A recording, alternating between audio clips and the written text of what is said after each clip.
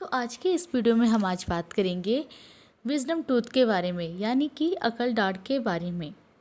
Wisdom tooth यानी कि अकल दाढ़, जिसे हम अकल दाढ़ भी बोलते हैं, ये कब निकलती है और इसके क्या क्या लक्षण होते हैं और इसमें अगर दर्द हो तो क्या करें, घर पर हम इसका क्या क्या इलाज कर सकते हैं, और हम ये आज जानेंगे कि इसका डेंटल क्लिनिक पे क्या क्या इलाज पॉसिबल है। तो चलिए सबसे पहले बात करते हैं कि इससे अकल दाढ़ क्यों कहा जाता है।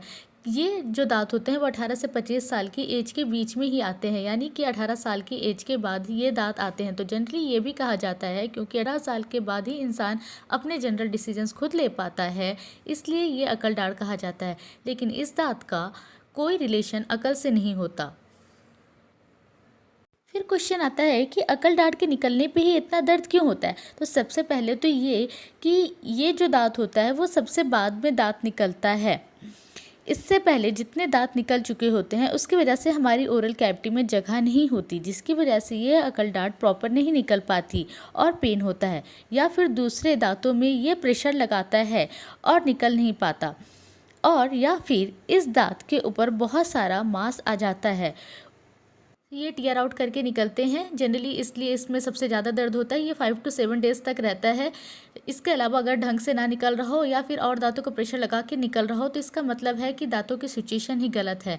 उन केसेस में ये दांत ऊपर आएगा ही नहीं, इसलिए दांत का दर्द और बढ़ता जाएगा। उन केसेस में डेंटिस्ट के पास विजिट करना होता है।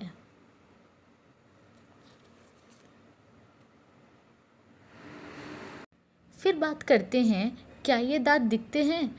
तो हाँ, ये दांत दिखते हैं, बिल्कुल दिखते हैं। अगर शीशे में देखें तो पार्ट सफ़ेद पार्ट दिखता है, अगर ये थोड़ा सा निकला हो तो, या फिर इसे फिंगर से भी टच करके देख सकते हैं।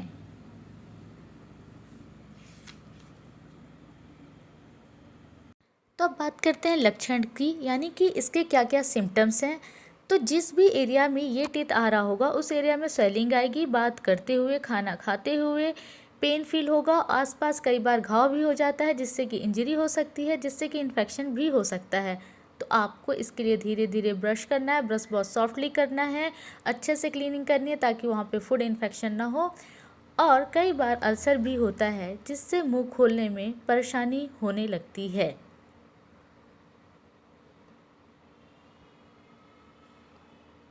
तो अब हम बात करते हैं होम रेमेडीज़ की। तो शुरुआत में ही अकल दाढ़ निकलते समय ही आप नमक पानी से कुल्ला कर सकते हैं, ये 50% पेन कम कर देता है।